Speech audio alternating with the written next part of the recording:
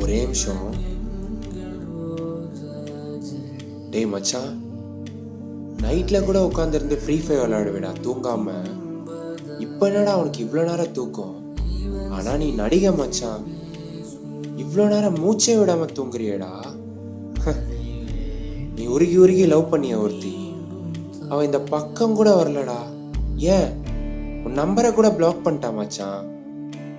அவளுக்காக நீ என்ன கூட ஒரு வாட்டி அடிச்சிட்டிய மச்சான். அங்க பாரு, உன்னை எப்பவுமே திட்டிகிட்டே இருப்பாரு பாரு உன் அப்பா. அவரு உட்கார்ந்து இருந்து அழுதுட்டு இருக்காரு.